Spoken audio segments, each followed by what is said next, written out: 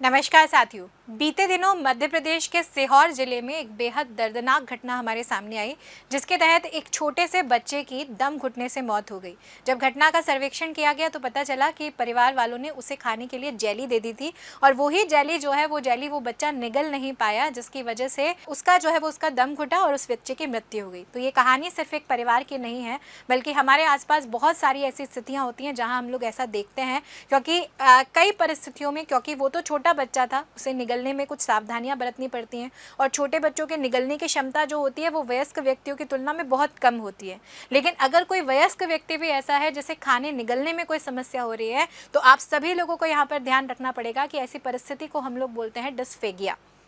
Dysphagia एक स्थिति है, या अगर हम लोग बोले तो एक ऐसा रोग है जो एक मेंटल डिसऑर्डर होता है। हमारी मसल्स और हमारे मस्तिष्क से आने वाली संवेदनाएं जो हैं, उनमें जब कोई डिस्टर्बेंस क्रिएट होता है तो इस तरह की स्थिति जो है वो हमारे शरीर में उत्पन्न होती है। ये 3 प्रकार का होता है। एक होता है ओरल डिस्फेगिया, दूसरा होता है ओरिगोफ्रेनल डिस्फेगिया और तीसरा होता है ईसोफेगल डिस्फेगिया, जो आपकी ग्रास नली की जो मांसपेशियाँ हैं उनमें कहीं ना कहीं अगर हम लोग बोले तो एक मेंटल डिसऑर्डर की वजह से समस्या देखी जाती है। तो कहने का मतलब, अगर कभी भी एग्जाम में आपसे क्वेश्चन पूछा जाए कि डिस्फेजिया जो है वो क्या है, तो मनुष्य को अगर निगलने में कोई समस्या हो रही है किसी भी वस्तु को, तो उसे हम लोग डिस्फेगिया कहते हैं। तो ऐसी सभी जानकारियों के लिए जुड़े रहिए हमारे चैनल से। धन्यवाद।